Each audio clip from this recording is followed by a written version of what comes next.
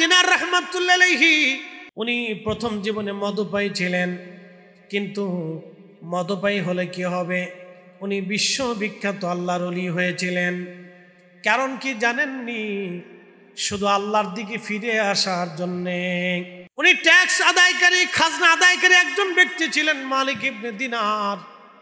ও কুমিল্লার মুসলমান মনোযোগ দিবেন, মালিক ইবনে দিনার রাহমাতুল্লাহ আলাইহি উনি ওনার জীবন পরিবর্তন। একদিন উনি ওয়াজ করতেছেন, এমন সময় এক লোক দাঁড়ায় বলেন, ও মালিক ইবনে দিনার, আমি কয়েক বছর আগেও আপনাকে মদপায়ী দেখেছি, মদ খেয়ে আপনাকে অজ্ঞান হালতে মাতাল অবস্থায় দেখেছি, অথচ আজকে আপনি ওয়াজের মঞ্চে বসে বসে ওয়াজ করেন, নসিহত করেন।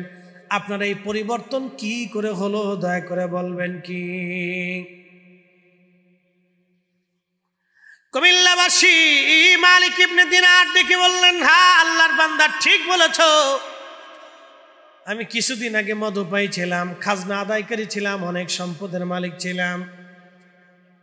আল্লাহ আমার একটা সন্তান দিয়েছিল, একটা কন্যা সন্তান আল্লাহ আমারে দিয়েছিল। আমি বরাতের রাত্রিবেলা মদপান করতেছি, বরাতের রাত্রিবেলা আমি মদ খাইতেছিলাম। এমন সে আমার 3 বছরের ছোট্ট মেয়েটা হেঁটে হেঁটে আমার কাছে আসলো। আসার পরে আমার মদের গ্লাসগুলি ফেলে ফেলে দিতে লাগলো। বাচ্চার এই কাজগুলি আমার কাছে খুব ভালো লাগতেছিল। ছোট ছোট বাচ্চারা বাবার কোলে, বাবার কাঁধে, এগুলো আসলে বাবা মায়ের খুব মজা লাগে, আনন্দ লাগে। চাচার কোলে, মামার কোলে, ও যতই টানা হেঁচড়া করুক, জামা টেনে ছিলুক আর দাড়ি টেনে ছিলুক, আমার ফুল আজকে আমার দাড়ি টেনে ছিঁড়ে ফেলছে। ওরে বাপরে বাপ, ছুটান যায় না। বুঝতে পারছেন? তো এটা বাবা মার একটা আনন্দ অনুভূতি আলাদা। এটা যার না হয়েছে সে বুঝবে না, এটা অনুভূতি আলাদা। তো মালিক ইবনে দিনার বলতেছিলেন যে হ্যাঁ, আমার বাচ্চা মদের গ্লাসগুলি ফেলে দিচ্ছিল, আমার কাছে খুব ভালো লাগতেছিল। কিন্তু পরের বছর আবার আমি বরাতের রাত্রিবেলা মদ পান করতেছি, কিন্তু আজকে আমার বাচ্চাটা আজ দুনিয়াতে নাই, মারা গেছে। আল্লাহ, আমি তখন খুব কষ্ট লাগতেছিল আমার। ওই দিন বেশি করে মদ পান করে ঘুমায় পড়লাম। স্বপ্নের ভিতরে দেখলাম বিরাট বড় হাসরের মাঠ কায়েম হয়ে গেছে, বিরাট বড় প্রান্তর, শুধু চারিপাশে হইসই, কান্নাকাটি, রুনাজারি, আগুন আর বিপদ আর বিপদ।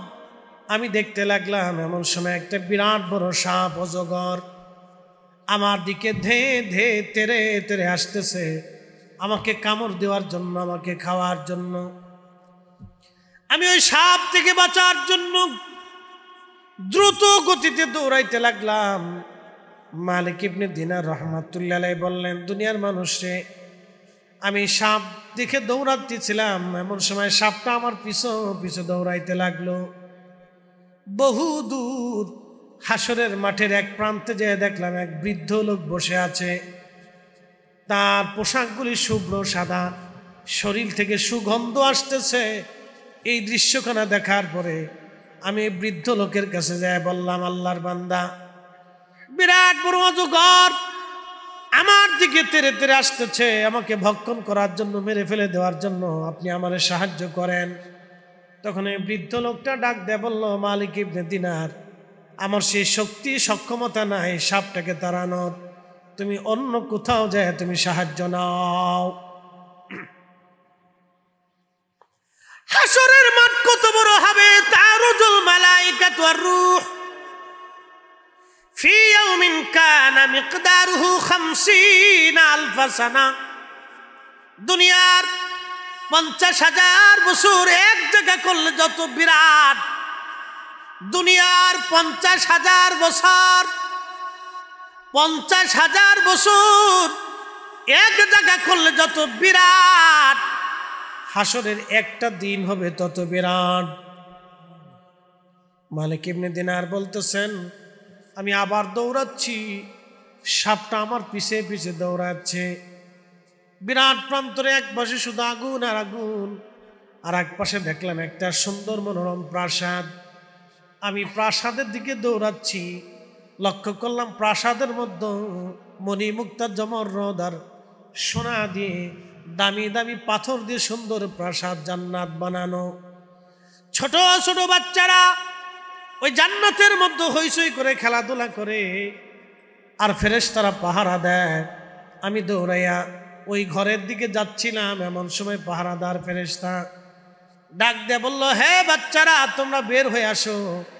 একজন ব্যক্তিকে সাপে দাবড়াচ্ছে মনে হয়, সেই দিকে ছুটে আসতেছে। এই প্রাসাদে জান্নাতে তার বুঝি কোনো আমানত আছে? কোন আমানত বুঝি তার আছে? আমি এই প্রাসাদের কাছে দৌড়ে যাওয়ার পরে দরজা খুলে দেওয়া হলো। এমন সময় বাচ্চারা দৌড়ে আসছে। লক্ষ্য করে দেখলাম আমার ছোট্ট মেয়েটা, 3 বছরের যেই মেয়েটা মারা গিয়েছিল, সেই মেয়েটা দৌড়ায় আমার সামনে চলে আসলো। আর ওই সাপটা আমার পিছু পিছু, মেয়েটা সাপটাকে ধরতে গেল, সাপটা পালিয়ে চলে গেল। আমি মনোরম প্রাসাদের মধ্যে বসে পড়লাম। মেয়েটা আমার কোলের মধ্যে বসে আমার দাড়িটা ধরে ধরে, বাবা মা, মেয়েটা চুল দাড়ি ধরে টানলো আর বলল, আব্বু, এখনো কি তোমার সময় হয় নাই? তওবা করে আল্লাহর দিকে তুমি ফিরে আসবা। ও বাবা, তোমার কি এখনো সময় হয় নাই? তুমি তওবা করে আল্লাহর দিকে ফিরে আসবা। আমি বললাম, মালিক, তুমি কি বলবা? হাসরের মাঠে এত বড় সাপ, কিসের সাপ? কেন আমাকে দাবড়াইলো? মেয়েটা বলতেছিল, আব্বা জান, এই সাপটা হলো আপনার পাপ। আপনি জীবনে যত অন্যায় করেছেন, এই পাপটাকে আল্লাহ সর্পে পরিণত করে আপনাকে শাস্তি দেওয়ার জন্য আপনার পিছনে তাড়া করেছিল। বলতেছে, মারে, হাসরের মাঠের এক কোণে এক বৃদ্ধকে দেখলাম, এই বৃদ্ধটাকে চিনলাম না। বলে, আব্বু, এই বৃদ্ধটা হলো আপনার নেক আমল। আপনি আপনার নেক আমলটাকে দুর্বল বানাই দিয়েছেন, যার কারণে এই বৃদ্ধ নেক আমল আপনার উপকার করতে পারে নাই। বলল, মা, বিরাট এই মনোরম প্রাসাদ জান্নাত কাদের জন্য? বলে, আব্বা জান, যাদের বাবা মা থাকতে ছোট্টকালে বাচ্চা মারা যায়, এই বাচ্চাগুলিদেরকে আল্লাহ এই জান্নাতের মধ্যে দিয়ে দেয়।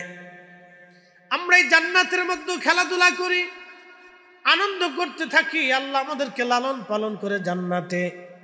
আব্বা জান, এই সন্তানদের ব্যাপারে যদি ওই বাবা মা ধৈর্য ধারণ করে, তাহলে আমার মালিক কিয়ামতের ময়দানে এই সন্তানদেরকে বাবা মার সুপারিশকারী হিসেবে বানায় নেয়। একবার জোরে বলা যাবে কি আল্লাহু আকবার। কুনতুম খায়রা উম্মাতিন উখরিজাত লিন-নাসি তা'মুরুনা বিল মা'রুফ।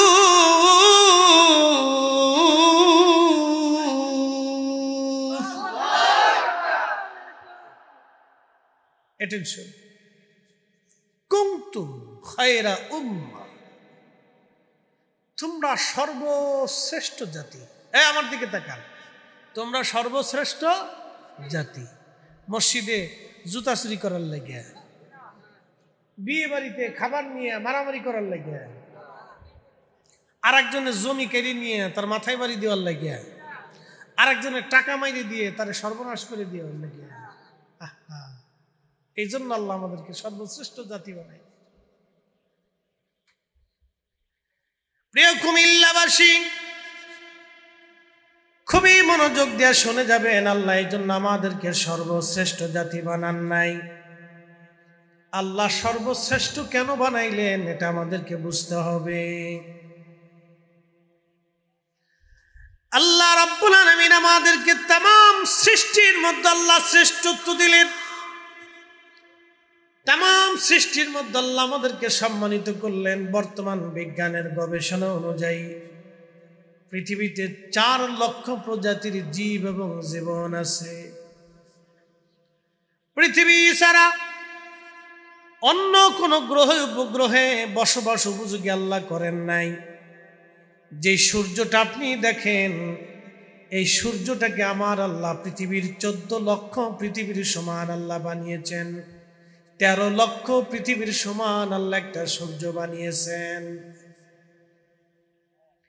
এই যে আমাদের ছোট্ট পৃথিবী দেখেন, বাংলাদেশ, ভারত, পাকিস্তান, মায়ানমার, মালদ্বীপ, শ্রীলঙ্কা, ভুটান, নেপাল এবং থাইল্যান্ড থেকে শুরু করে এই অঞ্চলে একটা পাঁচ গরম পড়তেছে, কিন্তু আপনি জানেন পৃথিবীর অন্য পাশে আবার আল্লাহ ঠান্ডা দিয়ে রাখছে। আমার দিকে তাকান, যদি একসাথে সারা পৃথিবীতে এরকম 42 ডিগ্রি সেলসিয়াস গরম দিত, কি হইতো জানেন? পৃথিবী পুড়ে যেত, সাগর নদী শুকাই যেত, ঝর্ণা শুকিয়ে যেত। বাংলাদেশের এই একটু গরমে কুষ্টিয়া চুয়াডাঙ্গার পানির লিয়ার এত নিচে গেছে যে টিউবওয়েলতে পানি ওঠে না।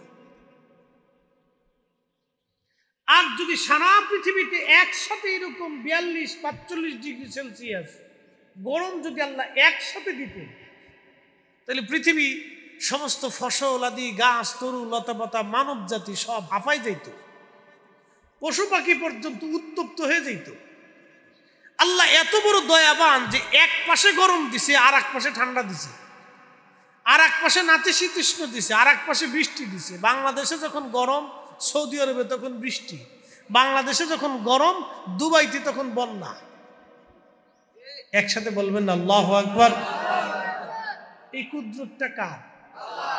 যদি একসাথে সমভাবে বৃষ্টি বন্ধ করে দিয়ে খরা দিয়ে দিতেন, দুর্ভিক্ষ লেগে যেত, পৃথিবী আরো উত্তপ্ত হয়ে যেত। তখন শুধু 42 ডিগ্রি থাকতো না, এটা আরো ডাবল হয়ে যায়, 82 ডিগ্রি 84 ডিগ্রি সেলসিয়াস হতো।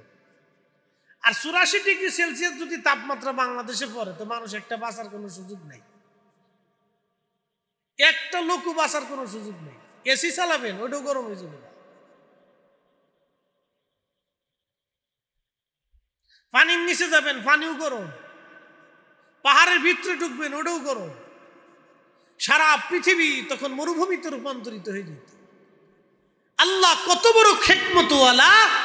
বাংলাদেশে যখন গরম, অন্য দেশে তখন ঠান্ডা। তিনি রব, তিনি রব্বুল আলামিন। তাহলে বলেন, আইন চলবে কার? জিকির হবে কার? সেজদা হবে কার? ইবাদত হবে কার? একসাথে যেন বলেন আল্লাহু আকবার। কিন্তু দুঃখের বিষয় হলো সত্য, আমরা বলি কিন্তু মানি না। প্রিয় কুমিল্লাবাসী, নাসরাতবাসী, নাসরাইল এলাকার মুসলমান, খুব মনোযোগ দিয়ে শুনে যাবেন। আল্লাহ রাব্বুল আলামিন আমাদেরকে সর্বশ্রেষ্ঠ জাতি বানাইলেন, সর্বশ্রেষ্ঠত্ব আল্লাহ আমাদেরকে দিলেন, আল্লাহ সম্মান আমাদেরকে দিলেন, মর্যাদা আল্লাহ দিলেন। কেন দিলেন? আমরা মানুষ আল্লাহ বানাইছেন।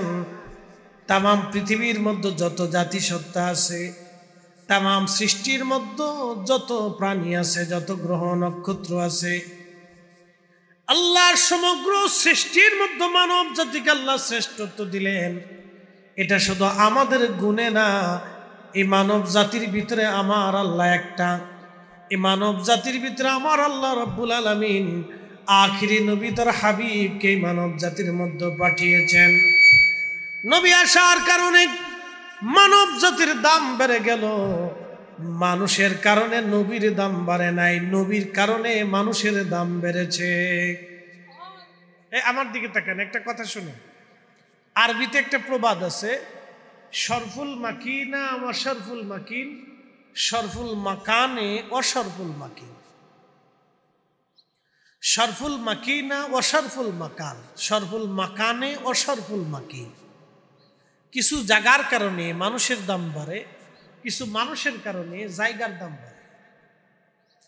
মক্কা ঘরের কারণে মক্কাবাসীর দাম বাড়ছে, নবীজি মদিনায় থাকার কারণে মদিনার দাম বাড়ছে, আর মানব জাতির ভিতরে আখিরি নবীকে পাঠানোর কারণে মানব জাতির দাম বাড়ছে। কথা কন না কেন? ঠিক না? নবীর কারণে আমাদের দাম বাড়ছে না, আমাদের কারণে নবীর দাম বাড়ছে? নবীর কারণে আমাদের, কথা কন না, নবীর কারণে আমাদের। যদি রসুলকে আল্লাহ জিন জাতির মধ্যে পাঠাইতেন তাহলে মানব জাতির 4 পয়সাও দাম ছিল না। যদি আমাদের রসুলকে আল্লাহ ফেরেশতা জাতির মধ্যে পাঠাইতেন তাহলে মানব জাতির 4 পয়সাও দাম ছিল। প্রিয় কুমিল্লাবাসী, খুব মনোযোগ দিয়ে এই মানব জাতির দাম আল্লাহ শুধু রসুলের ইজ্জতের দিকে তাকায় বাড়াই দিলেন।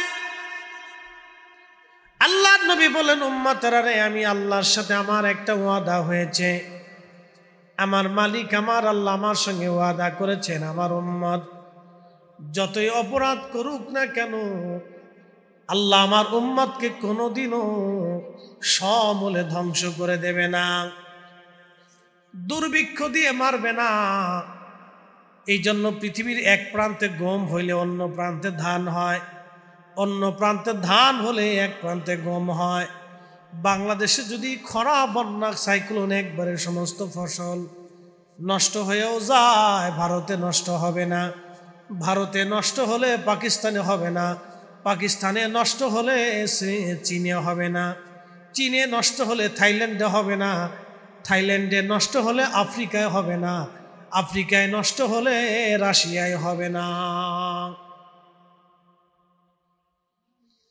পৃথিবীর কোথাও না কোথাও আল্লাহ রিজিক জ্বালা মানে রিজিক বাঁচায় রাখবে। দুর্ভিক্ষ দিয়ে পৃথিবীটাকে একবারে ধ্বংস করে দিবেন আল্লাহ। এই জন্য আমরা এত পরিমাণে গুনাহ করি, তারপরও আল্লাহ আমাদেরকে ধ্বংস করে দেয় না। কারণ আল্লাহর সাথে তার রসুলের ওয়াদা আছে, তার নবীর সঙ্গে আল্লাহর ওয়াদা আছে, আল্লাহর হাবিবের সঙ্গে আল্লাহর ওয়াদা থাকার কারণে আমার আল্লাহ আমাদেরকে ধ্বংস করে দেয় না। তা না হলে আমরা যে পরিমাণে গুনাহ করি, আমাদের উপরে বৃষ্টির বদৌলতে পাথর আসার কথা ছিল। কথা কন না কেন? যে মানব জাতির কাছে একটা শিশু বাচ্চা ধর্ষিত হয়ে মৃত্যুবরণ করে, এর চাইতে নিকৃষ্ট মানব জাতির জন্য কিছু হতে পারে না। কথা কন না কেন?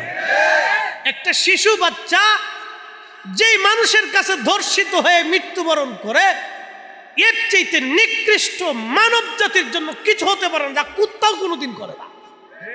কথা কন না কেন? কুত্তারে কোনোদিন এই কাজ করতে দেখছেন? কোন বাচ্চা কুত্তার সাথে কোন বয়োজ্যেষ্ঠ কুত্তা কোনোদিন সঙ্গম করতে দেখছেন? ঠিক, যা কুত্তাও কোনোদিন করে না, সেটা মানুষে করেছে। বৃষ্টির বদৌলতে, বৃষ্টির বাদে আল্লাহ পাথর নিক্ষেপ করার কথা ছিল।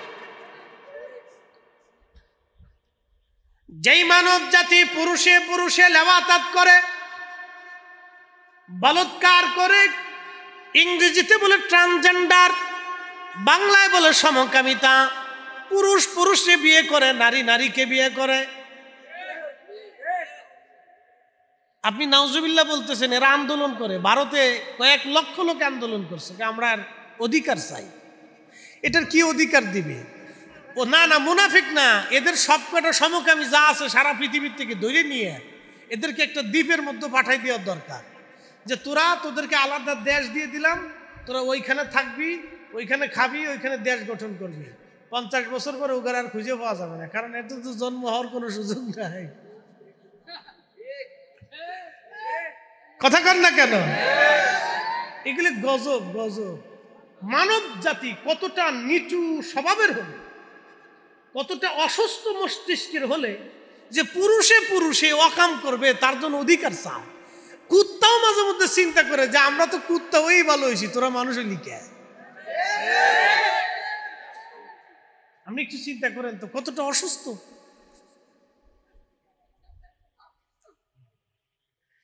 নারী নারী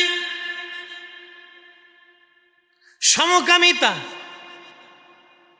যেই সমকামিতার জন্যে আমার আল্লাহ কওমে লূত, হযরত লূত আলাইহিস সালামের কওমকে আমার আল্লাহ ধ্বংস করে দিয়েছিলেন। লূত আলাইহিস সালামের কওমকে আল্লাহ ধ্বংস করেছিলেন, যেটা বর্তমান জর্দান। এই জর্দানে একটা এলাকার নাম বাহারে মায়ের, মরা সাগর। সমগ্র পৃথিবীর সমুদ্রের পানিগুলি লোনা, লোনা পানি না, এই লোনা পানির ভিতরে আল্লাহ মাছ তৈরি করলেন, কীট পতঙ্গ দিলেন, শ্যাওলা দিলেন, পাথর দিলেন। আবার এই সমুদ্রের নিচে আপনারা জানেন অনেক বড় বড় জঙ্গল আছে। সুবহানাল্লাহ কইলেন না? সমুদ্রের নিচেও গাছ আছে, জঙ্গল আছে। আবার সমুদ্রের নিচে পাহাড় আছে। বলে গাছ কেন দিছে? এটা মাছের খাবার। এই সমুদ্রে কোটি কোটি মাছ, বিলিয়ন কোটি কোটি মাছ, খাবার কে দেয়? জাতিসংঘ। কি আপনারা কি শরম পাইতেছেন আল্লাহর নাম লইতে? কে দেয়? কে দেয়? মাছেরে আল্লাহ খাবার দেয়, আর আমরা মাছেরে খাই। খাওয়ার শেষ হলে আমরা কি কই? যে বিয়ে রান্নাটা খুব মজা হয়েছে, বিয়েতে ভাম দে। আর আল্লাহ কি বলছেন? লাইন শাকারতুম লাযীদান্নাকুম ওয়া লাইন কাফারতুম। এ বান্দা, আমি তো তোরে নিয়ামত দিছি, তোমারে খাবার দিছি, রিজিক দিছি, সব দিছি, তুমি শুকরিয়া আদায় করো। যদি করো আমি নিয়ামত বাড়াই দিব। ওয়া লাইন কাফারতুম, তুমি অকৃতজ্ঞ হইও না, নাফরমানি করিও না। যদি নাফরমানি করো, ইন্না আযাবি লাশাদীদ, আমি তোমার শক্ত শাস্তি দিব। আমার দিকে তাকা বাবা, মুসল্লি খুব বালা, সামনের কাতারে বসে গেছি। অ্যাটেনশন। কুত্তা তো বাড়িতে আছে সবারই কম বেশি। সুন্দর করে এরে যদি খাওয়ান, একটু আদর করেন, দেখবেন ও মরে যাবে, আপনার দরজা ছাড়বে না। বিড়াল, ওরে যদি একটু খাওয়ান আর একটু আদর যত্ন করেন, ও মরে যাবে, কিন্তু আপনার ঘরের দরজা ছাড়বে না। এমনকি আপনি যদি অন্য অন্য প্রাণী আছে, গরু, মোষ, ভেড়া, ছাগল, ওরে খুব আদর করবেন, খুব এক্সট্রা যত্ন দিবেন, দেখবেন যে গরু ও আপনার দরজা ছাড়বে না। একটা প্রাণী খাবার দিলেন, আদর করলেন, সে আপনার অকৃতজ্ঞ হয় না। কিন্তু একটা সন্তান 40 বছর খাওয়ানোর পরে, আদর করার পরেও সুন্দরী বেডি পাইয়া ভাইকে চলে যায়। আর একটা মাইয়া সুন্দর করে পালছেন, আদর করিয়া সুন্দর করে 25 বছর পরে সুন্দর বেড়া পাইলে হাত ধরিলে চলে গেছে, খুঁজে পাওয়া যায় না। বাপ মার মুখে চুন কালি মেখে দিয়ে ও চলে গেছে। হায় সর্বনাশ, ওটা কুত্তার চাইতেও নিকৃষ্ট। মানুষ হয় কি করে? বলেন, ও কি করে মানুষ হয়? ও শুরুতে মানুষ। আপনি তালাশ করে দেখেন, হাজার হাজার মানুষ আছে, লাখে লাখে মানুষ আছে, তো মানুষ আছে কয়জন? খুঁজে দেখেন, মানুষ কয়জন আছে? হ্যাঁ, মানুষ আছে কয়জন? খুঁজে দেখেন। যে দেশের মসজিদ থেকে জুতা চুরি হয়ে যায়, সে দেশে আপনার মেয়েরে বোরকা ছাড়া, পর্দা ছাড়া রাস্তায় বের করিয়া নিরাপত্তা চান কেমনে? কয়দিন আগে দেখলাম যমুনা নাকি এক সংবাদে, এক মাস্টারে ছাত্রীদেরকে ভ্রমণে নিতে যাইয়া গাড়ির ভিতরে মাস্টারও নাচে, ছাত্রীও নাচে। কি মাস্টারের মাস্টার, ছাত্রীদের লয়ে গাড়ির ভিতরে নাইছে নাইছে পড়া শিখাইছে। ওরে মাস্টার! এই মাস্টার যদি আমার বাংলাদেশে সব জায়গায় থাকে, তো আমরা মাস্টারও শেষ, স্কুলও শেষ, পোলাপানও শেষ, মায়ের চরিত্রও শেষ। মাস্টার, হ্যাঁ মাস্টার। আর আমরা যদি কথা বলি, তখন কই যে হুজুরের লোক ভালো না। হ্যাঁ, এ চলতেছে। ওই মাস্টারের দরকার ছিল, সরকারের উচিত জুতা দিয়ে কায়দা মতো প্রকাশ্যে বাইরে নেয়। কথা কন না কেন? আমি আমার মেয়ের কি স্কুলে, আমি আমার সন্তান দেখি তোমার কাছে নাচি, ড্যান্সিং, বেহায়াপনা শেখানোর জন্য দিয়েছিল। হাজলিমের একটা সীমা থাকা উচিত, এগুলো একটা সীমা থাকা উচিত। আমরা এতটাই সীমাহীন হয়ে গেছি যে আমাদের রাত বৃষ্টির বদৌলতে পাথর নিক্ষেপ করার কথা, কিন্তু পাথর না ফালাই এখনো বৃষ্টি দিচ্ছে, শুধু আমার রসুলের দোয়ার কারণে।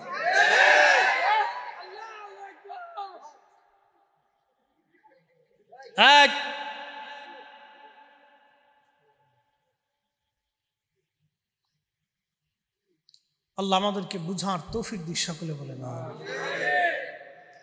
ওয়াজ করলে কি লাভ, শুনলে কি লাভ, লাভ হবে তার আমলে, আমলেও লাভ হবে না নবী প্রেম না থাকলে দিলে। নবী প্রেম থাকলে দিলে লাভ হবে কম আমলে, সুপারিশ করবেন নবী রোজ হাসরের ময়দানে। জ্ঞানী যারা বুঝে তারা শুধু ইশারায়, নাদানের বুঝাইতে পারে আসে কে কোথায়। জ্ঞানীর মতো জ্ঞানী হলে অল্প কথাই বুঝে, কচুর মতো কচু হলে অল্প জালে সিজে। সালাতুন ইয়া রাসূলুল্লাহ আলাইকুম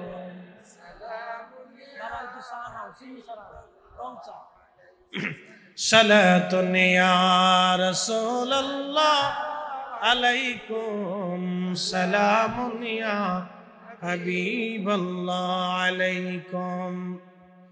কুমিল্লার মুসলমান, আমি আপনাদেরকে পাঠ টু পাঠ বুঝাচ্ছি কেন আল্লাহ বৃষ্টি দেন, এখনো কেন পাথর দিলেন না।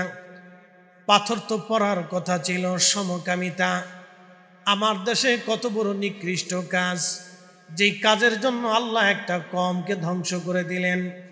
সেই কওমের নাম কওমে লূত আলাইহিস সালাম। হযরতে ইব্রাহিম আলাইহিস সালামের ভাতিজা ছিলেন হযরত লূত আলাইহিস সালাতু ওয়াস সালাম।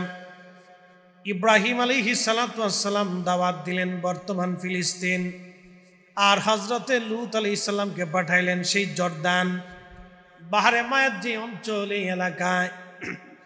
এই বাহারে মায়াতে মরা সাগর, মৃত সাগর কেন বলা হয় জানেননি? ব্যাখ্যা দিচ্ছি আপনাদেরকে, শোনেন। সমুদ্রের পানি লোনা, কিন্তু বাহারে মায়াতের পানি সমুদ্রের, বর্তমান সারা পৃথিবীর সমুদ্রের পানি তো লোনা, কিন্তু বাহারে মায়াতের পানিটা এই বর্তমান সাগরের চাইতেও 10 গুণ বেশি পরিমাণে লোনা। এত বেশি লোনা হওয়ার কারণে ওখানে কোনো মাছ, কোনো কীট, কোনো পতঙ্গ বাঁচতে পারে না, ক্ষয়ও না, জন্ম নেয় না। কোনো মানুষ ওই পানির মধ্যে নামলে সে মানুষ ডোবে না, সে মানুষটা অটোমেটিকভাবে ভেসে থাকে। এটার নাম বাহারে মাইত, মরা সাগর, মরা সাগর। এই বাহারে মাইতের পাশে একটা মূর্তি আছে, পাথরের মূর্তি। এই মূর্তিটা হযরত লূত আলাইহিস সালামের স্ত্রীর মূর্তি। সেই লূত আলাইহিস সালামের স্ত্রী, তিনি নিজেও সমকামিতার ট্রান্সজেন্ডারের সদস্য ছিল। সেই আদিকাল থেকে ট্রান্সজেন্ডার ছিল, এখনো আছে। তার মানে বোঝা গেল এই ট্রান্সজেন্ডার সমকামিতা যদি আমার দেশে প্রতিষ্ঠিত হয়, বড় আফসোসের বিষয় হলো সত্য কথা বলতে হয়, এই সমকামিতা প্রতিষ্ঠিত করার জন্য পশ্চিমারা আমার দেশে কোটি কোটি ডলার বিনিয়োগ করে, কিন্তু আমার দেশের দরিদ্র অসহায় মানুষের চিকিৎসার জন্য এরা কোটি কোটি ডলার অনুদান দেয় না, সহায়তা করে না। তার মানে হলো এটার নাম ধোঁকাবাজি, শয়তানি। কথা কন না কেন? তা দেবে না। কোটি কোটি ডলার সমকামিতার জন্য তারা বরাদ্দ করে পশ্চিমেরা, কিন্তু আমার দেশের কত মানুষ ক্ষুধার্ত থাকে, লক্ষ লক্ষ যুবকরা বেকার, হাজার হাজার নারীরা বেকার, কত মায়ের চিকিৎসার কারণে অভাবে ধুকে ধুকে মরে যায়, টাকার অভাবে ওষুধ কিনতে পারে না, সেটা দেবে না। ওরা যদি এই সমকামিতার পিছনে টাকা ব্যয় না করে বাংলাদেশে জাতিসংঘের পক্ষ থেকে একটা ফ্রি হসপিটাল বানাই দিত, 100-1000 বেড বিশিষ্ট হসপিটাল, এখানে সব গরিব মানুষের চিকিৎসা হবে, শুধু দরিদ্র মানুষের চিকিৎসা হবে, তা করবে না, তা করবে না। ট্রান্সজেন্ডারের জন্য টেকা দেয়, তোরা অকাম কর, টেকা পাবি। বুঝতে পারছেন? আমাদেরকে সতর্ক হইতে হবে। আমরা মুসলিম, সতর্ক হওয়াটা জরুরি, না হলে বিপদ আছে। প্রিয় কুমিল্লার মুসলমান, উচিত কথায় মাই বাজার, গরম ভাতে বিলাই বাজার, ডাল ভাতে কুটুম বাজার। এই যে সমকামিতা কত বড় অপরাধ, ট্রান্সজেন্ডার কত বড় অপরাধ। আমার আল্লাহ রাব্বুল আলামিন বাহারে মায়ের মরা সাগরটাকে এখনো রেখে দিয়েছেন। হযরত লূত আলাইহিস সালামের বিবির মূর্তি, ওনার স্ত্রী। আমার দিকে তাকান, আপনি ভাবতেছেন যে আপনার মেয়ে বুঝে না কিছু, আপনার ছেলে এখনো না বলে, এগুলি চিন্তা করাটাই ভুল। আপনি যেটা বুঝতেছেন যে আমার মেয়ে বুঝে না কিছু, কয়দিন পরে দেখবেন আরেকবারের রাত ধরে চলে গেছে। আপনি নিজেও বুঝতেছেন না যে সে যে অনেক কিছু বুঝে ফেলছে। তোরা ঠিক কইস না, চুলটা যে বাটাম সাইজ করস মেসির মতো, আমি বুঝি খুব। নেইমার মেসি যে বাটাম চালান দিয়ে দিচ্ছে, মুরগা কাটিং দিছে, মুরগা কাটিং সারফেস দিয়ে কাইটে উপর দিয়ে এরকম ধাক্কা দিয়ে দিচ্ছি, যা দোসালা ঘরের মতো, এটার নাম দিছি মুরগা কাটিং। সিস্টেমের যে কত সিস্টেম আর কি। খুব মনোযোগ দিন প্রিয় উপস্থিতি আমার। হযরত লূত আলাইহিস সালামের স্ত্রী এই দলের সদস্য হয়ে গেলেন। নাউজুবিল্লাহ হবে না? খোদারই পয়গম্বর বহু বছর ধরে তার স্ত্রীকে দাওয়াত দিলেন, বোঝানোর চেষ্টা করলেন, কিন্তু বুঝে না। অথচ তার 11টা সন্তান আল্লাহ দিলেন, তারপরও সে সমকামীদের সদস্য হয়ে গেল। লূত আলাইহিস সালাম খোদার গজব আসবে। লূত আলাইহিস সালামের বাড়িতে হযরত জিবরাইল আলাইহিস সালামের নেতৃত্বে ফেরেশতারা উপস্থিত হয়ে গেলেন। যুবকের বেশ ধরে, মানুষের বেশ ধরে উপস্থিত। হযরত লূত আলাইহিস সালাম তাদেরকে ঘরের মধ্যে নিয়ে গেলেন। প্রথমে লূত আলাইহিস সালাম চিনতে পারেন না এরা আল্লাহর ফেরেশতা। জিবরাইল আলাইহিস সালাম যুবকের বেশ ধরে, মানুষের বেশ ধরে হযরত লূত আলাইহিস সালামের সামনে চলে গেলেন। 11 জন না 12 জন ফেরেশতা লূত আলাইহিস সালামের সঙ্গে দেখা করলেন। তারা সুন্দর যুবকের বেশে উপস্থিত হয়ে গেলেন। যখন যুবকের বেশে উপস্থিত, তখন লূত আলাইহিস সালামের স্ত্রী চিন্তা করলেন, আমার বাড়িতে 12 জন যুবক আসছে সুন্দর, আমার সমকামী যারা আছে তাদেরকে সংবাদটা দিয়ে আসি। সমকামিতায় ট্রান্সজেন্ডার এমন এক পর্যায়ে তারা চলে গেছিল যে কোনো মেহমান আসলেও তারা নিয়ে যেত, সমকামী সদস্য বানানো ছিল। তো লূত আলাইহিস সালামের স্ত্রী পিছনের দরজা দিয়ে যাইয়া তার কওমকে যায় বলতেছে, শুনছ, আমার বাড়িতে 12 জন যুবক মেহমান আসছে, তোমরা যায় ধরো। কত বড় নাফরমান! নবীর স্ত্রী হওয়ার পরেও নবী চিনে নাই। এই জন্য ইমানদার হওয়ার জন্য নসিব লাগে, রসুলের গোলাম হওয়ার জন্য নসিব লাগে। কথা কন না কেন? নবীর গোলাম হওয়ার জন্য নসিব লাগে। নসিব, নসিব ছাড়া হয় না, এটা নসিব লাগে।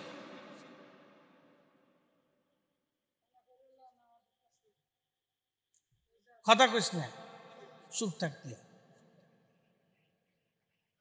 ওয়াজের ভিতরে কথা কইলে আমার মন অন্যদিকে যায় না। তোর তাবারক দিবানি বেশি করে, চুপ থাক, কথা কইস না। আচ্ছা দে মনে যা, তোরা আমি ভিতরে লেখা মনে যা, কথা কইস না তো, কথা কবি না তো? আচ্ছা ঠিক আছে, তা তো কথা হয়েই গেল গা।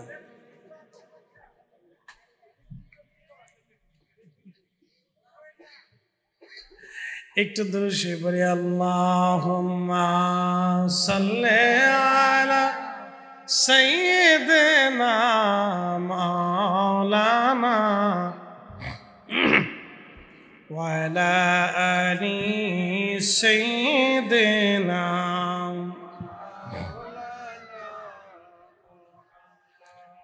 তুমি আল্লাহর প্যারা হাবিব,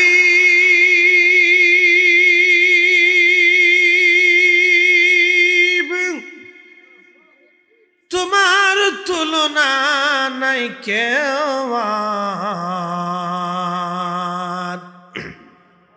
তোমার মতো আকাশ ভ্রমণ করে নাই কোনো পয়গম্বর। আল্লাহুম্মা জবান খুলে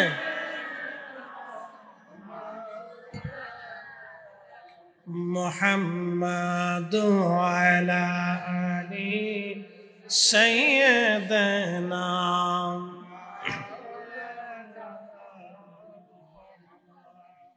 কুমিল্লার মুসলমান 12 জন যুবক দেখে লূত আলাইহিস সালামের কওম এসে দরজায় কড়া নাড়ায় বললেন, লূত দরজা খোলো। লূত আলাইহিস সালাম বললেন, না, দরজা খোলা যাবে না। ওরা ডাক দিয়ে বলল, লূত রে, তোমার বাড়িতে 12 জন যুবক আসছে, ওদেরকে আমাদের কাছে দিয়ে দাও, আমরা তাদেরকে সমকামীর সদস্য বানাবো। চিন্তা করতে পারছে কতটা জাতি অন্ধকারে নিমজ্জিত হয়ে গেছে। হাজরাতে লূত বললেন, না, তা হবে না, এরা আমার মেহমান। মেহমান আমার বাড়ি থেকে তোমাদের কাছে কোনো মতেই যেতে পারে না। আমার জীবন থাকতে আমি আমার মেহমানকে কষ্ট দিতে পারবো না। নবীজির আদর্শ হলো, আপনার বাড়িতে যদি কোনো মেহমান আসে তাকে সর্বোচ্চ নিরাপত্তা আপনাকে দেওয়া লাগবে। সে যদি হিন্দু হয়, বৌদ্ধ হয়, কাফেরও হয়, তারপরেও মেহমান যদি আপনার বাড়িতে হয় তাকে নিরাপত্তা দিতে হবে, তাকে সম্মান করতে হবে, তার অসুবিধাগুলি আপনাকে দেখতে হবে, তাকে সমাদর করতে হবে। এটা রাসূলুল্লাহর তরিকা। যে মেহমানকে সম্মান করে না সে আখিরাতে বিশ্বাসী হতে পারে না। আল্লাহ রাসূল বললেন, ও আমার উম্মত, তোমরা যদি আখিরাতে বিশ্বাসী হও তাহলে মেহমানকে তোমরা সম্মান করবা। লূত আলাইহিস সালাম বললেন, আমার কওম, ওরা আমার মেহমান, কোনো মতেই তোমাদের হাতে আমি দেব না। ওরা দরজা ভাঙার জন্য চেষ্টা করতে লাগলো। লূত আলাইহিস সালাম দরজা শক্ত করে লাগাইলেন। ওরা চেষ্টা করতেছে দরজা ভাঙার জন্য। এমন একটা পর্যায়ে দরজা একবারে দুর্বল হয়ে গেছে। লূত আলাইহিস সালাম পেরেশান হয়ে গেলেন, চিন্তায় পড়ে গেলেন, এত মানুষের সঙ্গে আমি একা কি করে লড়াই করব। তখনই জিবরাইল আমিন ডাক দিয়ে বলেন, আল্লাহর নবী, আপনি চিন্তা করবেন না, আমি মানুষ না, আমরা সবাই ফেরেশতা। আল্লাহু আকবার। আপনি চিন্তা করেন না, আমরা ফেরেশতা। আমি জিবরাইল আমার সাথে সহযোগী ফেরেশতা। রব্বে কারীম পাঠিয়েছেন আপনার জাতিকে ধ্বংস করে দেওয়ার জন্য। নবী, দ্রুত গতিতে আপনি আপনার সন্তানদেরকে নিয়ে এবং ইমানদার যারা আছে তাদেরকে নিয়ে আপনি পিছনের দরজা দিয়া হযরতে ইব্রাহিম খলিলুল্লাহ আলাইহিস সালামের দিকে, ফিলিস্তিনের দিকে চলে যাবেন। সাবধান, একটা বারের জন্য পিছনের দিকে ফিরে তাকাবেন না। আর আপনার স্ত্রীকে সঙ্গে নেবেন না, সেও শাস্তির আওতার মধ্যে পড়ে গেছে, কারণ সেও ট্রান্সজেন্ডার সমকামিতার সদস্য।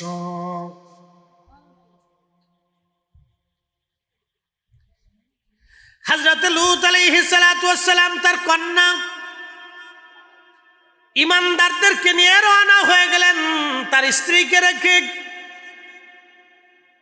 জিবরাইল বললেন, হুজুর, একটা বারের জন্য পিছনে আপনি তাকাবেন না, সোজাসুজি আল্লাহর খলিল ইব্রাহিম আলাইহিস সালাম আপনার চাচার কাছে আপনি চলে যাবেন।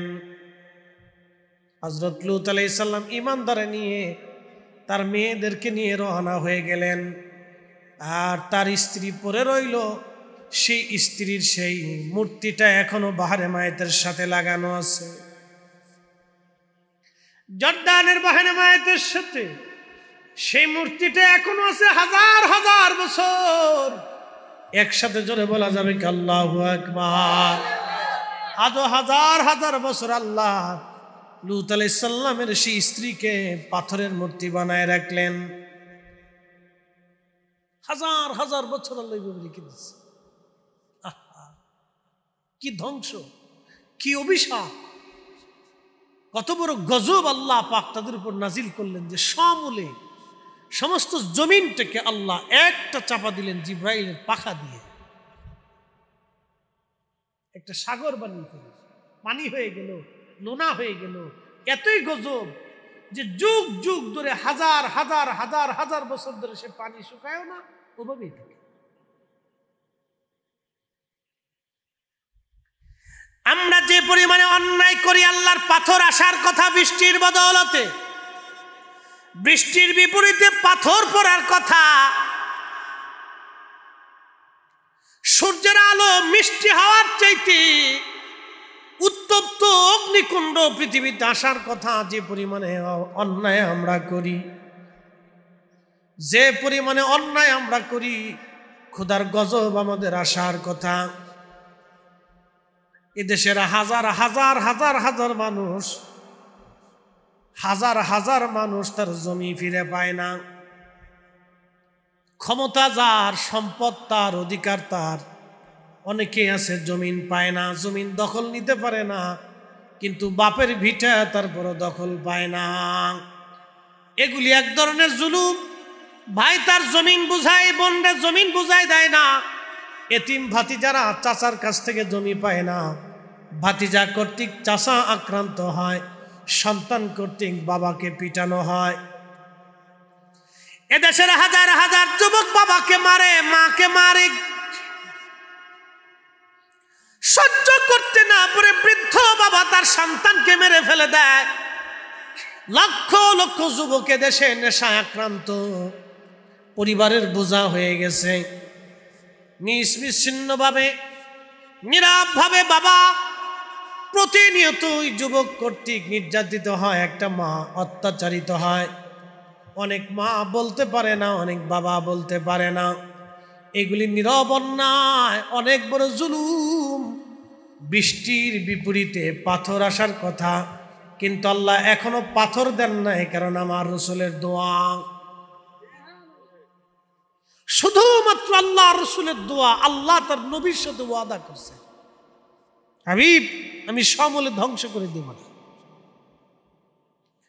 উন্নত বিশ্বগুলি যদি চান বিয়ে করার আগে বাচ্চা হয়, তাহলে বাচ্চার পরিচয় কি? বিয়ের আগে হচ্ছে। নাম দিছে গার্লফ্রেন্ড আর বয়ফ্রেন্ড, আমি নাম দিছি কুত্তা ফ্রেন্ড। কথা কন না, জোরে বলেন। বাংলাদেশে এগুলি হচ্ছে, নাম দিছে গার্লফ্রেন্ড বয়ফ্রেন্ড। কয়দিন আগে পাকিস্তানের এক শিল্পী এসে বেডিরা মাইয়া গুলিয়া জিন্সের প্যান্ট পরে, শার্ট গায়ে দিয়ে, টি শার্ট পরে, যত গেঞ্জি আছে আর জিন্সের প্যান্ট আছে সব মায়েরা দখল করে নিয়ে চলে যেতেছে। কয়দিন পরে যে আল্লাহ কি হয়ে যায়, বেডিরা শেষে বেড়াকে জাঙ্গিয়ে পর্যন্ত লয়ে যায় কিনা চিনতে আসে। কি অবস্থা চলতেছে। মেয়েরা পুরুষের জিন্সের প্যান্ট লয়ে গেছে, প্যান্ট লয়ে গেছে, গেঞ্জি লয়ে গেছে, টি শার্ট লয়ে গেছে, ক্যাপ লয়ে গেছে। তো ওরা লুঙ্গিটা লয় না কে? লুঙ্গিটা লয়ে গেল তো সারে, যা লয়ে যা।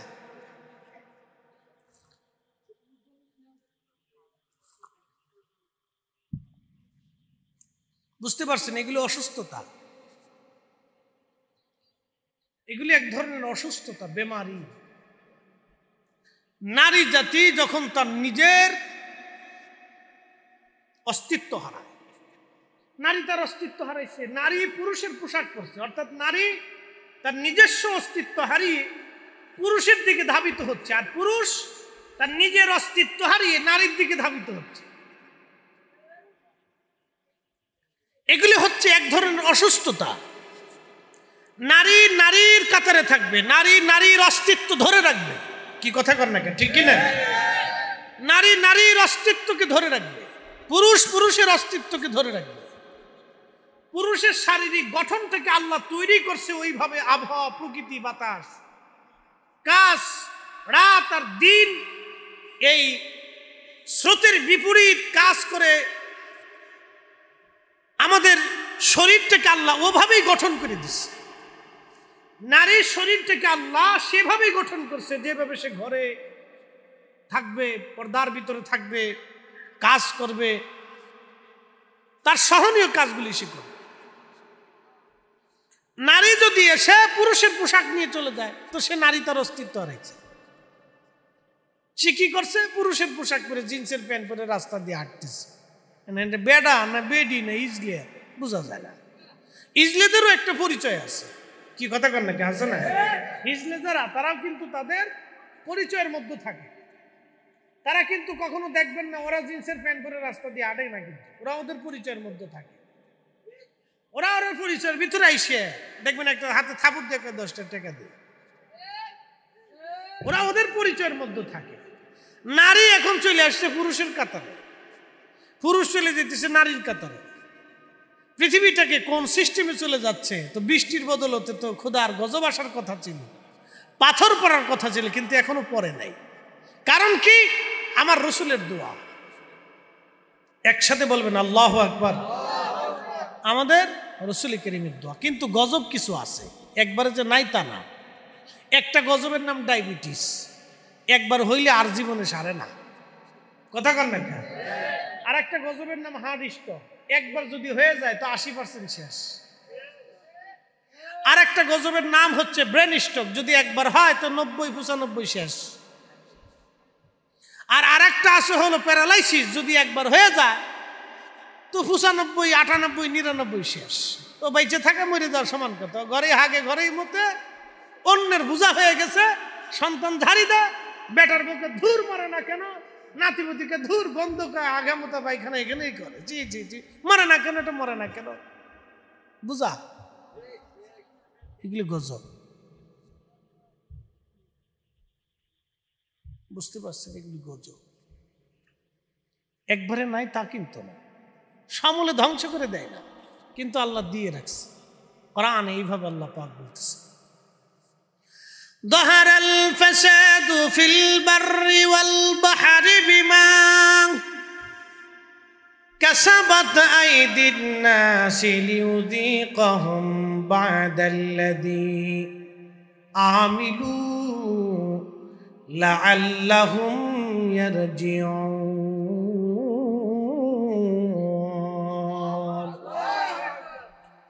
আমার মালিক আমার আল্লাহ বলেন, ظهر الفساد في البر, স্থলের মধ্যে বিপর্যয়, জমিনে বিপর্যয়, মুসিবত, এইগুলি আমি আল্লাহ চাপাই দেই না। তোমাদের আমল, তোমাদের কর্মের কারণে এগুলি আমি আল্লাহ তোমাদের উপরে দিয়ে দেই। লাআল্লাহুম ইয়ারজিউন, যাতে তোমরা আমি আল্লাহর দিকে ফিরে আসো, সেই জন্য আমি গজবগুলি তোমাদের উপরে চাপাই, যাতে তুমি আমি আল্লাহর দিকে ফিরে আসো। ডায়াবেটিসের রোগী যারা ঠিকই কিন্তু ভোর রাতে উঠে, হ্যাঁ আমার দিকে তাকান, মন খারাপ করার কিছু নেই। ডায়াবেটিসের রোগী যারা ঠিকই কিন্তু ভোর রাতে উঠে, কি কথা কন না কেন? আর যে একবার হার্ট স্ট্রোক করছে, হেও চিন্তা করে যে আমি যে কোনো সময় ডেড, মরে যাব। ওই হার্ট স্ট্রোক করার পরে তখন তসবিহাতে লয়ে এলা, সুবহানাল্লাহ সুবহানাল্লাহ সুবহানাল্লাহ সুবহানাল্লাহ সুবহানাল্লাহ সুবহানাল্লাহ। আর ব্রেন স্ট্রোক হয়ে যখন এক পাশ পড়ে যায় তখন ফেরত দিতে মাফ করে দে, হ্যাঁ কথা কর না কেন? লাআল্লাহুম ইয়ারজিউন, তোমরা যাতে ফিরে আসো এই জন্য আমি চাপাই দেই। আমি চাপাই না, তোমরা দুহাতের রুজি করো, আমি আল্লাহ দিয়ে দিই। কোরআনে কোন শব্দই মিথ্যা নেই, কোন শব্দের ভিতরে ত্রুটি নেই, কোন শব্দের ভিতরে খাতা নাই, কোন শব্দের ভিতরে সন্দেহ নাই। কোরআনে যা বলছে আল্লাহ এটাই ঠিক, বুঝে যায়। প্রিয় উপস্থিতি আমার, খুব মনোযোগ দিয়ে কথাগুলি বুঝে যাবেন। কওমে লূতকে আমার আল্লাহ পাক সমূলে ধ্বংস করে দিলেন একসাথে। আল্লাহর নবীর চিন্তা আরাম, আমার উম্মত তো এরকম অনেক গুনাহ করে ফেলবে। দেখেন আজকে আপনি আমেরিকার দিকে যদি তাকান, জাপানের দিকে যদি তাকান, উন্নত বিশ্বগুলির দিকে যদি তাকান, তাদের অনেক পরিমাণ, অনেক অনেক অর্থনীতি, বিরাট বড় বড়। দুবাইয়ের দিকে যদি তাকান, দুবাই শহরে একটা হোটেল আছে, নাম বুর্জ খলিফা নাকি গুর্জ খলিফা। এই খলিফার ভিতরে এক রাত্র যদি কাটান 30 লক্ষ টাকা লাগে বাংলাদেশের। এক রাতে 30 লাখ, তাহলে বুঝতে পারছেন ওখানে কি আছে। ওই রাতটা আপনি কি পাবেন আবার বুঝেন। তাহলে পাথর পড়ার কথা ছিল বৃষ্টির বদলতে, কি কথা কর না কেন? আমি ভাঙ্গে চলে তো বলতে পারবো না, আমি তো আলেম। আপনাকে বুঝতে হবে যে 30 লক্ষ টাকা একটা রাত একটা হোটেলে কাটাইলে বাংলাদেশের 30 লক্ষ টাকা লাগে। তো 30 লক্ষ টাকা যে আপনি দিবেন, সে কি পাবেন? আপনি যাহা পাবার তাহা পাবেন। তাহলে সেইখানে তো গজব পড়ার কথা, কি কথা কর না কেন? সেইখানে তো পাথর পড়ার কথা, অগ্নি নিক্ষেপ হওয়ার কথা ছিল। ওই জমিনটাকে তো আল্লাহ মাটির নিচে ধসিয়ে দেওয়ার কথা ছিল, কিন্তু বৃষ্টি দিচ্ছে।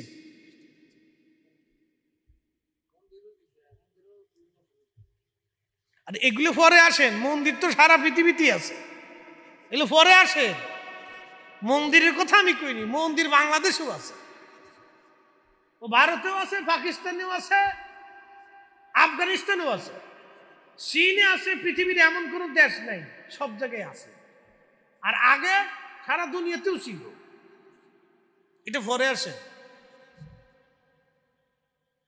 কিন্তু সেখানে আরো যাহা হয়,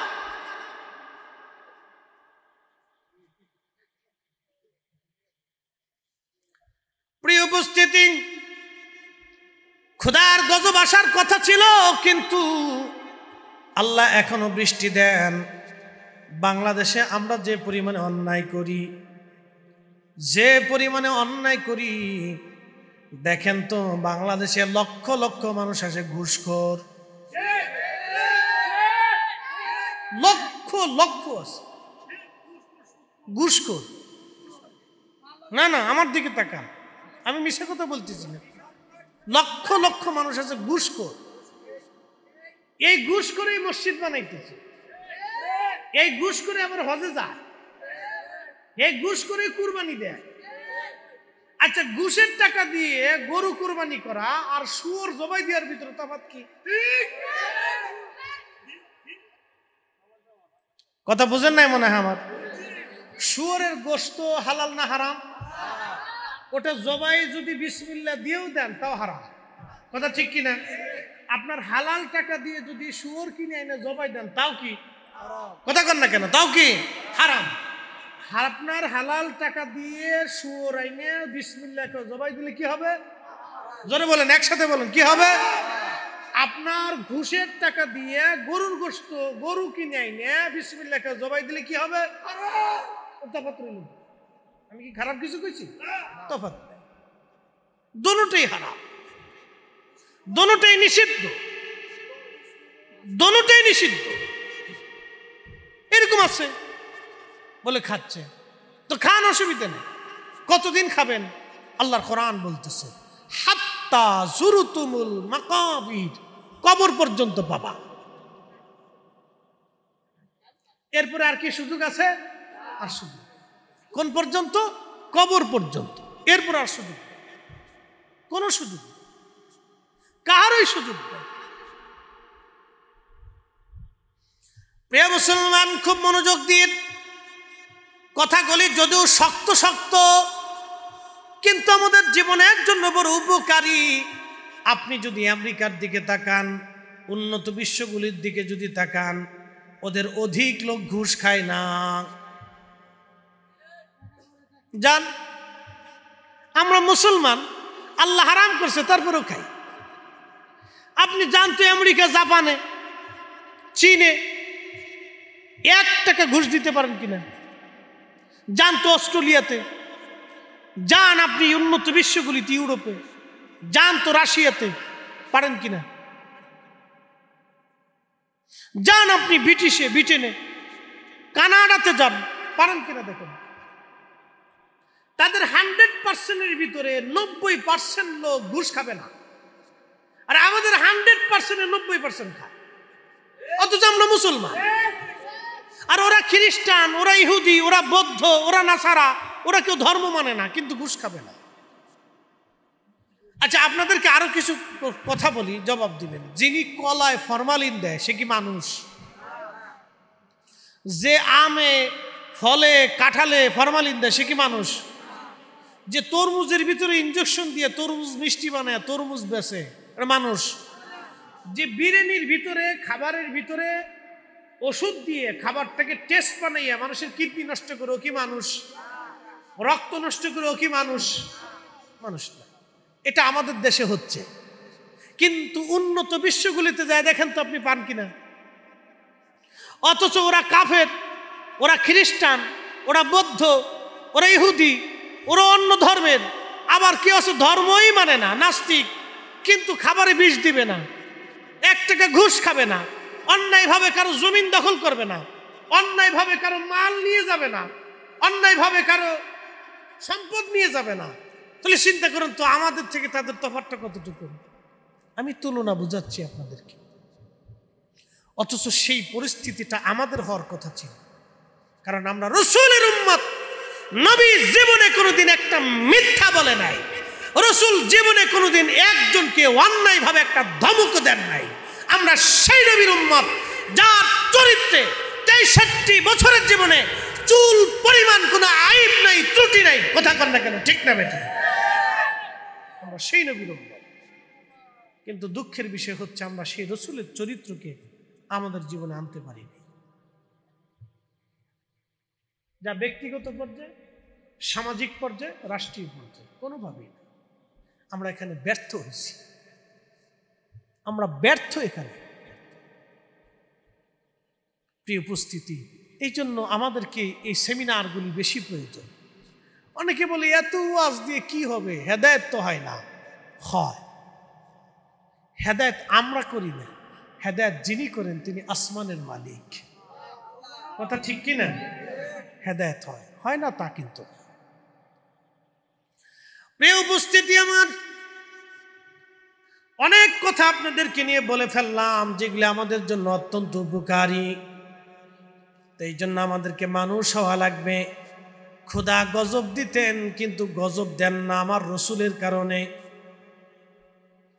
এজন্য আমি মাঝে মধ্যে বলি, সিন্নি খাইছো মোল্লা চিনো নাই, সিন্নি খাইছো মোল্লা চিনো নাই, সিন্নি খাইছো মোল্লা চিনো নাই, সিন্নি খাইছো মোল্লা চিনো নাই। যারে দিয়া ইজ্জত পাইলা তুমি তারে ইজ্জত দিলা না, তারে ইজ্জত দিবার যায় মাসলা বাতাও। কথা বুঝেন নাই মনে হয়, এবার জায়গা মতো ধরছি। যার কারণে ইজ্জত পাইলা তুমি তারে ইজ্জত দিতে যায় মাসলা বাতাও, তখন তুমি বেদাতের তবকা দাও, তখন তুমি শিরিকের মাসালা দাও, তখন তুমি সেই উসুলের মাসালা দাও, তখন তুমি বেদাতের তবকা দিয়ে আমরা বেদাতি বানায় দাও। আমরা সুন্নিরা যতদিন বেঁচে থাকবো ওই মহান ইজ্জতওয়ালাকে ইজ্জত দিয়েই যাব। হাত উঁচা করে বলেন ঠিক না বেটা? আল্লাহ কবুল করুক, সকলে বলেন আমিন। সালাতুন ইয়া রাসূলুল্লাহ আলাইকুম সালামুন ইয়া সালাতুন, হ্যাঁ কথা কইস না। সালাতুন ইয়া রাসূলুল্লাহ আলাইকুম সালামুন ইয়া হাবিবাল্লাহ। দুরূশি পড়, এত বেশি কথা কইস না। তোর কাছে কথাগুলি তাবারক দিব না।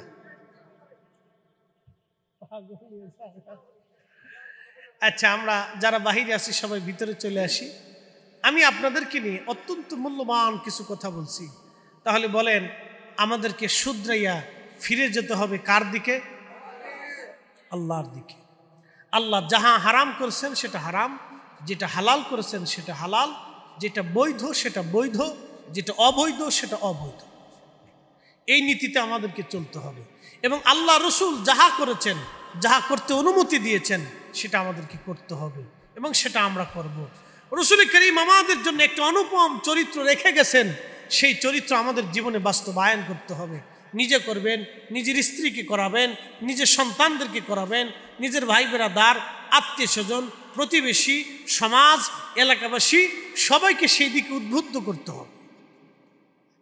আমাদের দাওয়াতি কাজ আমাদেরকে চালিয়ে যেতে হবে। যেখানে যাবেন, হাটে বাজারে হাঁটতে ঘুরতে ফিরতে এই দাওয়াত, এই মেসেজ তাদেরকে পৌঁছাইতে হবে।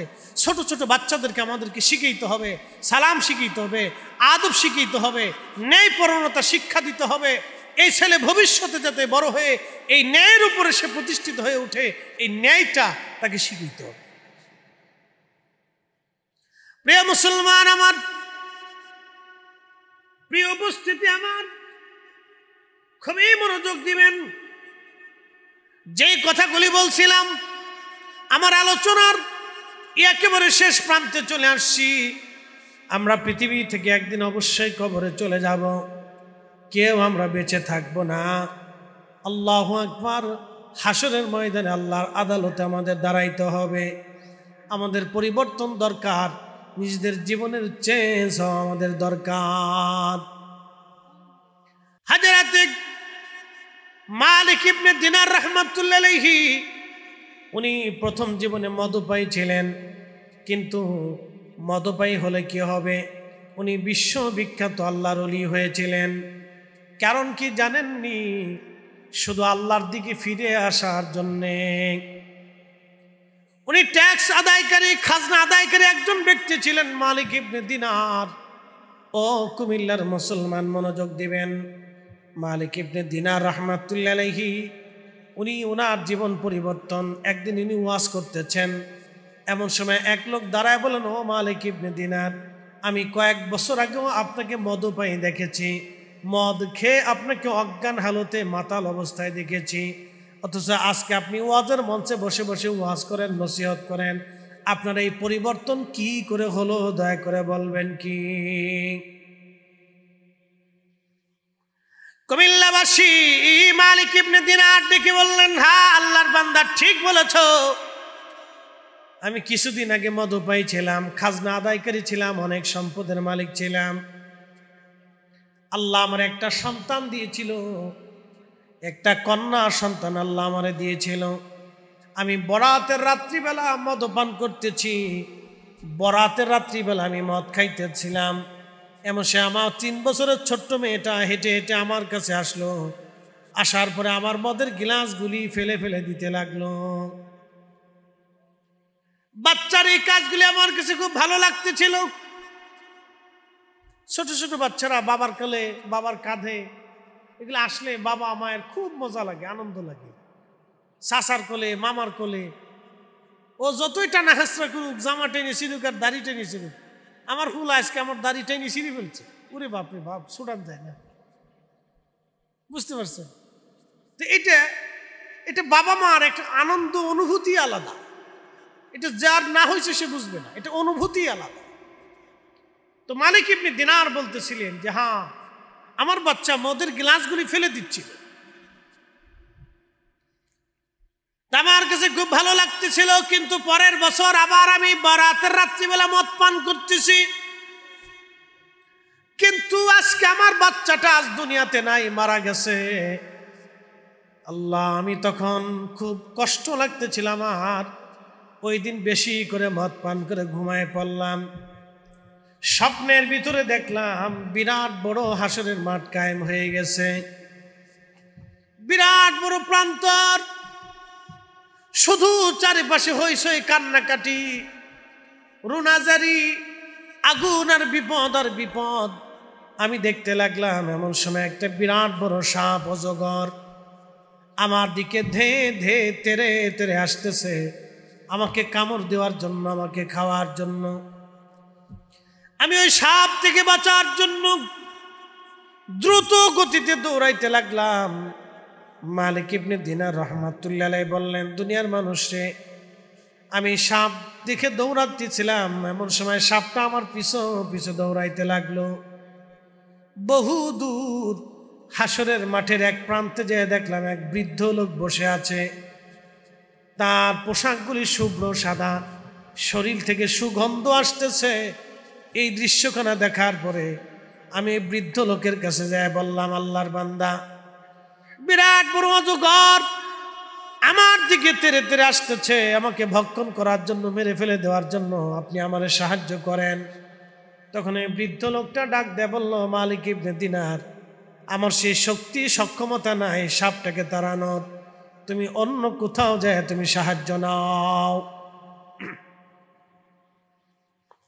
হাসরের মাঠ কত বড় হবে! তারুজুল মালাইকাতু ওয়ার রূহ ফি ইয়াউমিন কানা মিকদারুহু 50,000 সানা।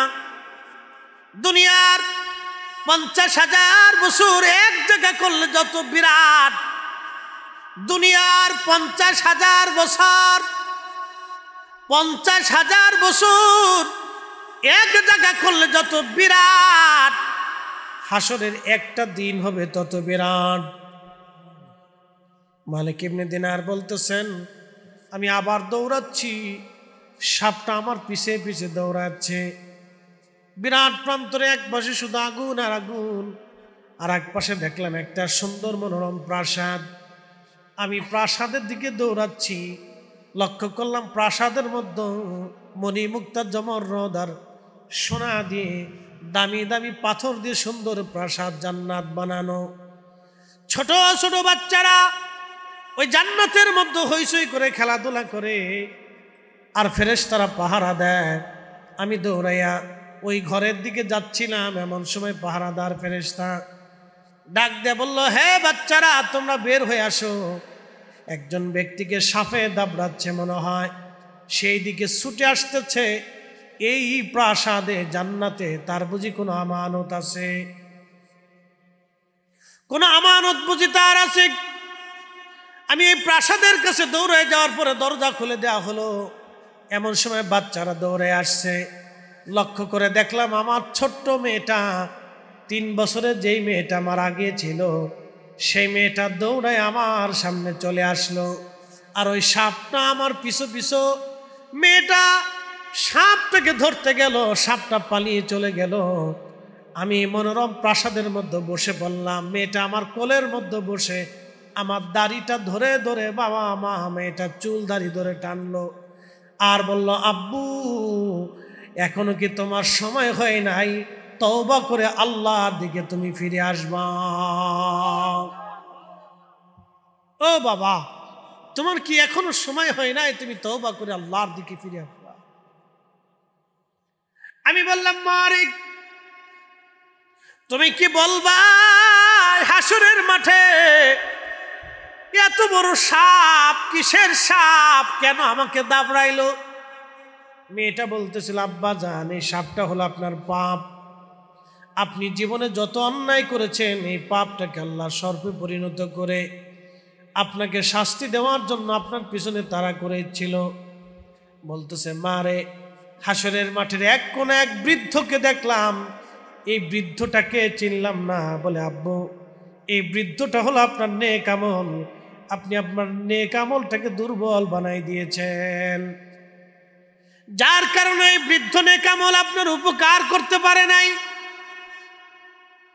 বলল, মা, বিরাট মনোরম প্রাসাদ, জান্নাত কাদের জন্য?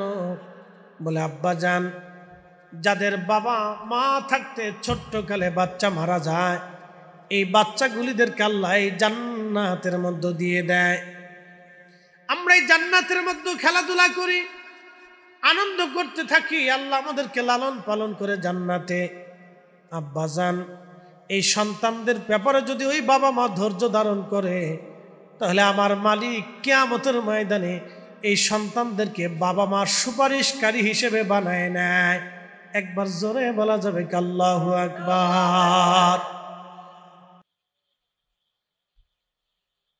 ডাক দিয়ে বলতেছে, আব্বা জান, যার কারণে আপনার কঠিন বিপদে আজকে আমি আপনার কাজে লাগলাম। বাবা গো, তবে এখনো কি সময় হয় নাই আপনি আল্লাহর দিকে ফিরে আসবেন? আব্বাজান, তাড়াতাড়ি তওবা করে আল্লাহর দিকে ফিরে আসেন। আপনি আর নেশা করবেন না, অন্যায় করবেন না, আর জুলুম করবেন না। মালিক ইবনে দিনার বললেন, আমি ঘুম ভেঙে গেল আমার। ওই সময় খোদার দরবারে তওবা করলাম, গোসল করে পাক সাফ হয়ে তওবা করে আমার যত সম্পদ ছিল পরের দিন সব আল্লাহ রাস্তায় দান করে দিলাম। একবারে নিঃস্ব নিঃসম্বল হয়ে আল্লাহ পথে বের হয়ে গেলাম আল্লাহ পাওয়ার জন্য। জীবনে এত পরিমাণে তিনি রিয়াজত করেছিলেন, আল্লাহু আকবার। পৃথিবীর স্বর্ণাক্ষরে তার নামগুলি লেখা।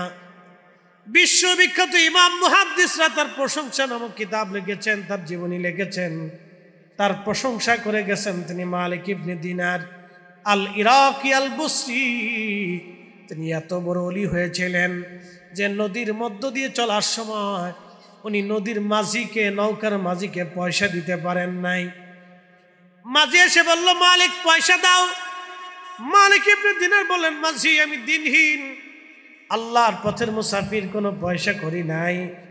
মালিক ইবনে দিনারকে মাঝি ডাক দেয়, বলল যদি পয়সা দিতে না পারো ঘাট ধাক্কা দিয়ে তোমাকে নদীর মধ্যে আজকে ফেলে দেব। মালিক ইবনে দিনার নদীর ভিতরে হাত বাড়াই দিলেন। আমার রব প্রত্যেকটা মাছের মুখের ভিতরে একটা করে স্বর্ণ মুদ্রা দিয়ে দিলেন। এই স্বর্ণ মুদ্রাগুলি নিয়ে হাজার হাজার মাছ নৌকার চারপাশে ঘুরে মাছগুলি পানির উপরে মুখ লাগাইয়া স্বর্ণের টুকরাগুলি নিয়ে, দিনারগুলি নিয়ে মাছ ঘুরে। মালিক ইবনে দিনার রাহমাতুল্লাহ আলাইহি মাঝিকে বলেন, মাঝি রে যত পয়সা লাগে তুমি নিয়ে যাও।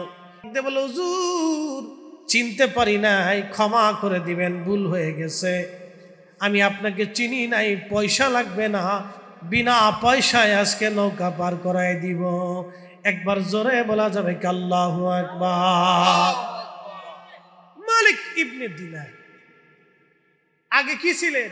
মদপায়ী। আগে কি ছিলেন? মদপায়ী, নিকৃষ্ট।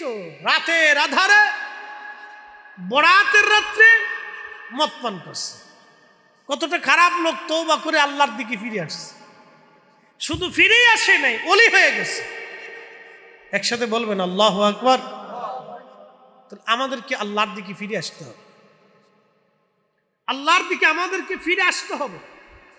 আপনি অনেক অপরাধ করছেন, তওবা করেন, আল্লাহ এত বেশি খুশি হবে যে আপনার জীবনের সব গুনাহকে আল্লাহ তো মাফ করেই দিবে, সমস্ত গুনাহকে আল্লাহ নেকে পরিণত করে। না না হয় না, আসতে যেমনি সুবহানাল্লাহ কইছেন মনে হয় যে তাবারক জীবনে পাবেন না। একসাথে বলেন না সুবহানাল্লাহ। আবার বলি, আপনি যখন তওবা করে আল্লাহর দিকে ফিরে আসবেন তখন আল্লাহ কি করবে? আপনার গুনাহটাকেও আল্লাহ নেকে পরিণত করে দিবে। তাহলে এই দয়াবান আল্লাহ, উনি আল্লাহ, তাহলে উনার দিকে ফিরে আসতে হবে। যদি ফিরে আসতে পারেন তাহলে কাজে লাগবে। এই জন্য আল্লাহ বলছেন, আমি তোমাদেরকে লাআল্লাহুম ইয়ারজিউন, যাতে তোমরা ফিরে আসো আমি আল্লাহর দিকে। এই জন্য কিছু গজব গজব সাফাই দিই।